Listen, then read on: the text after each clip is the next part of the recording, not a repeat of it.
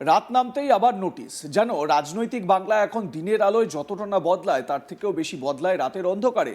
বুধবার গভীর রাতে যে নির্দেশিকা জারি হলো তা শুধু কয়েকজন পুলিশ অফিসারের বদলি নয়, এটা আসলে গোটা রাজ্যের প্রশাসনিক কাঠামোর উপর এক বড় প্রশ্নচিহ্ন। নির্বাচন আসন্ন, তার আগেই রাজ্যের পুলিশ প্রশাসনে একের পর এক রদবদল। এই ঘটনাকে নিছক রুটিন ট্রান্সফার বলে উড়িয়ে দেওয়া যায় না। এই গল্পটা শুরু হয় হঠাৎ করেই। একদিন আগে ডিজি বদল, কলকাতার পুলিশ কমিশনার বদল, তারপর 24 ঘন্টা কাটতে না কাটতেই আবার বড়সড় সিদ্ধান্ত। 1 ডজনেরও বেশি জেলার পুলিশ সুপার সরানো, কলকাতার ডিসি স্তরের অফিসারদের বদলি এবং সবশেষে 15 জন অফিসারকে সরাসরি ভিন রাজ্যে পাঠানো। প্রশ্ন উঠছে, এই তড়িঘড়ি সিদ্ধান্তের পেছনে আসল কারণ কি? নির্বাচন কমিশন সাধারণত ভোটের আগে কিছু প্রশাসনিক বদল করে, এটা নতুন কিছু নয়, কিন্তু এবারের যে বহর সেটাই প্রশ্ন জন্ম দিচ্ছে। কারণ এখানে বদল সংখ্যায় যেমন বড়, তেমনই সময়ের দিক থেকেও অস্বাভাবিক। একের পর এক পদক্ষেপ যেন একটা স্পষ্ট বার্তা দিচ্ছে কমিশন রাজ্যের প্রশাসনের উপর পুরোপুরি ভরসা করতে পারছে না। এই যে একসঙ্গে এতগুলো জেলার পুলিশ সুপার বদল, বীরভূম, ডায়মন্ড হারবার, পূর্ব মেদিনীপুর, কোচবিহার, মালদা, এগুলো কি নিছক কাকতালীয়, নাকি এই জেলাগুলোতেই ভোটের সময় সবচেয়ে বেশি উত্তেজনা বা অভিযোগের সম্ভাবনা থাকে? রাজনৈতিক মহলের একাংশ বলছে এটা আসলে প্রিএমটিভ স্ট্রাইক, অর্থাৎ সম্ভাব্য অভিযোগ বা পক্ষপাতিত্বের আগেই কমিশন ব্যবস্থা নিচ্ছে। কিন্তু অন্য একাংশের দাবি এটা সরাসরি রাজ্য প্রশাসনের উপর অনাস্থার প্রমাণ। এই বদলির তালিকায় যে নামগুলো রয়েছে তার সবাই কিন্তু সাধারণ অফিসার নন। অনেকেই গুরুত্বপূর্ণ পদে ছিলেন, অনেকেই বিতর্কের কেন্দ্রেও ছিলেন। বিশেষ করে কলকাতার ডিসি সেন্ট্রাল ইন্দিরা মুখার্জিকে সরানো, ডিসি সেন্ট্রাল পদে ইন্দিরা মুখার্জিকে সরানো এটা নিছক প্রশাসনিক সিদ্ধান্ত নয়, বরং রাজনৈতিক ও সামাজিক দিক থেকেও অত্যন্ত তাৎপর্যপূর্ণ। কারণ আরজিকর কাণ্ডের পর থেকেই তিনি আলোচনার কেন্দ্রবিন্দুতে। সেই সময় ক্রাইম সিন নিয়ে তার বক্তব্য নিয়ে প্রশ্ন উঠেছিল, নিহত চিকিৎসকের পরিবারের অভিযোগ ছিল ঘটনাস্থল নিয়ে ভুল তথ্য দেওয়া হয়েছে। সেই বিতর্কের রেশ এখনো পুরোপুরি কাটেনি। ঠিক সেই সময়ই তাকে সরিয়ে দেওয়া, এটা কি শুধুই কাকতালীয়?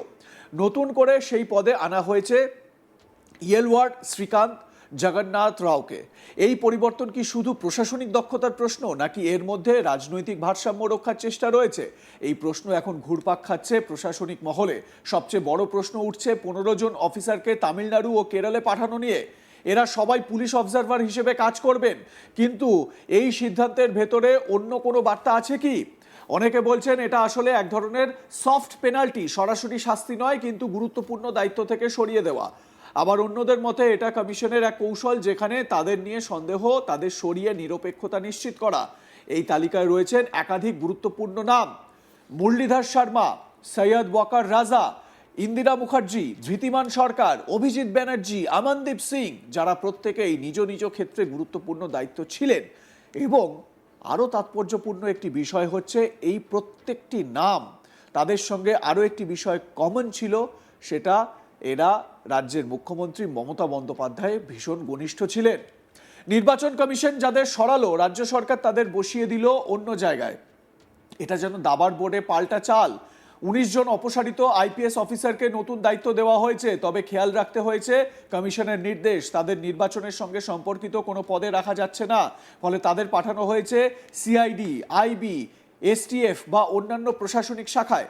এই পদক্ষেপে স্পষ্ট, রাজ্য সরকার তাদের অফিসারদের পুরোপুরি সাইডলাইন করতে চাইছে না, বরং প্রশাসনিক কাঠামোর মধ্যে রেখেই ব্যবহার করতে চাইছে। এখানেই শুরু হচ্ছে কেন্দ্র রাজ্য টানাপোড়েনের নতুন অধ্যায়। প্রশ্নটা এখন খুব সরল, এই বদল কি সত্যি নিরপেক্ষ নির্বাচন নিশ্চিত করবে? ভারতের নির্বাচন ব্যবস্থার সবচেয়ে বড় শক্তি হলো তার বিশ্বাসযোগ্যতা, কিন্তু সেই বিশ্বাসযোগ্যতা টিকিয়ে রাখতে গেলে প্রশাসনের নিরপেক্ষতা অপরিহার্য।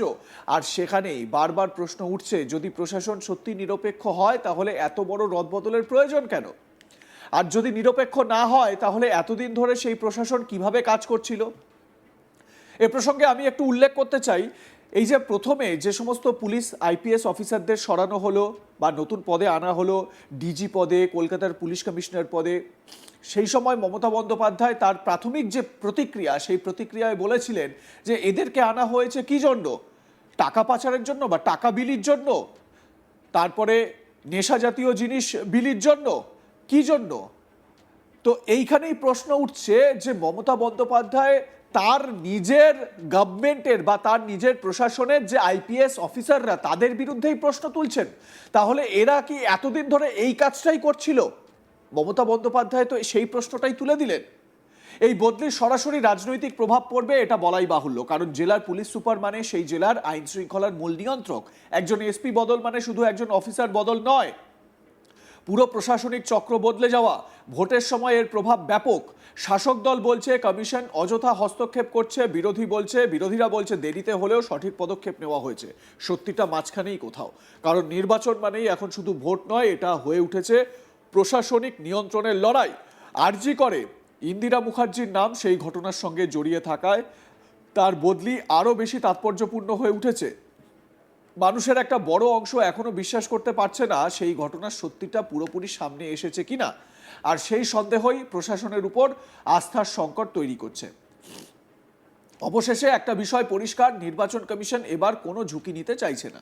একাধিক স্তরে বদল, ভিন রাজ্যে পাঠানো, নতুন নিয়োগ, সব মিলিয়ে একটা বার্তা দেওয়া হয়েছে নির্বাচন যে কোনো মূল্যে শান্তিপূর্ণ এবং নিরপেক্ষ করতে হবে। কিন্তু প্রশ্ন হলো, এই কড়া পদক্ষেপ কি যথেষ্ট? এখন নজর থাকবে এই বদলের পর আদতে কি হয়, মাঠে কি হয়, নতুন এসপিরা কিভাবে কাজ করেন, প্রশাসন কতটা নিরপেক্ষ থাকে, ভোটের দিন কি পরিস্থিতি হয়, সবকিছুই নির্ধারণ করবে এই সিদ্ধান্তগুলোর সাফল্য। একটা বিষয় নিশ্চিত, এই নির্বাচন শুধু রাজনৈতিক লড়াই নয়, এটা প্রশাসনিক বিশ্বাসযোগ্যতারও পরীক্ষা। রাতের অন্ধকারে জারি হওয়া সেই নোটিশ আসলে অনেক বড় গল্প বলেছে। শুধু এটা বদলি বা পোস্টিংয়ের খবর নয়, এটা ক্ষমতা, আস্থা, সন্দেহ এবং নিয়ন্ত্রণের গল্প। নির্বাচনের আগে এই ধরনের পদক্ষেপ নতুন নয়, কিন্তু এবারের তীব্রতা আলাদা, আর সেই কারণেই প্রশ্নগুলো বড় হয়ে উঠছে। প্রশাসন কি সত্যি নিরপেক্ষ? নির্বাচন কমিশন কি অতিরিক্ত হস্তক্ষেপ করছে, প্রোঅ্যাক্টিভ, নাকি এটাই প্রয়োজনীয় কঠোরতা? উত্তর মিলবে ভোটের দিন, ভোটের ফলাফলে, এবং তার থেকেও বড় কথা, ভোট পরবর্তী সন্ত্রাসের সাক্ষী থেকেছিল আমাদের এই রাজ্য। সেই ভোট পরবর্তী সন্ত্রাস যদি হয়, তাহলে এই এত তৎপরতা, এই এত কঠোরতা সবকিছু কিন্তু বিফলে চলে যাবে। এবারে কলকাতার ডিসি সেন্ট্রাল ইন্দিরা মুখার্জি, তাকে সরানো হয়েছে, এবং DC central Indira Mukherjee IPS officer, তাকে সরানো হয়েছে। কাকে সরানো হয়েছে এবার সেটাও দেখাবো। এর পরের কোন অফিসার? মোট 15 জনকে ভিন রাজ্যে বদলি করা হয়েছে। আচ্ছা, ইয়েলওয়ার শ্রীকান্ত জগন্নাথ রাও,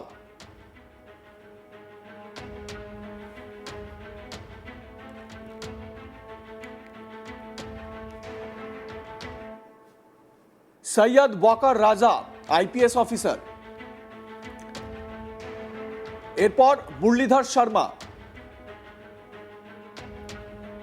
মুরলীধর শর্মাকে সরানো হয়েছে তার পদ থেকে, এবং এরপর কাকে সরানো হয়েছে দেখাচ্ছি। সৈয়দ ওয়াকার রাজাকে সরানো হয়েছে, সেটা আপনাদের দেখিয়েছি। এরপর যাকে সরানো হয়েছে, মানে যে অফিসারকে সরানো হয়েছে, এক এক করে আমি নাম বলছি। ধৃতিমান সরকার, তাকে তার পদ থেকে সরানো হয়েছে। এরপর অভিজিৎ ব্যানার্জি, তাকে তার পদ থেকে সরানো হয়েছে। আমনদীপ সিং, তাকেও তার পদ থেকে সরানো হয়েছে। দেখুন তো, এই গুরুত্বপূর্ণ পদে থাকা অফিসার, তাদেরকে যে সরানো হয়েছে, এবং বাংলার এই 15 জন আইপিএসকে ভিন রাজ্যে বদলি করা হয়েছে, পুলিশ অবজারভার হিসেবে তারা কাজ করবেন বলে জানতে পারা যাচ্ছে। তো এ বিষয়ে যে রদবদল, ম্যাসিভ রদবদল, এ প্রসঙ্গে আপনাদের মতামত কি জানাতে ভুলবেন না। দেখতে থাকুন আজ তাক বাংলা।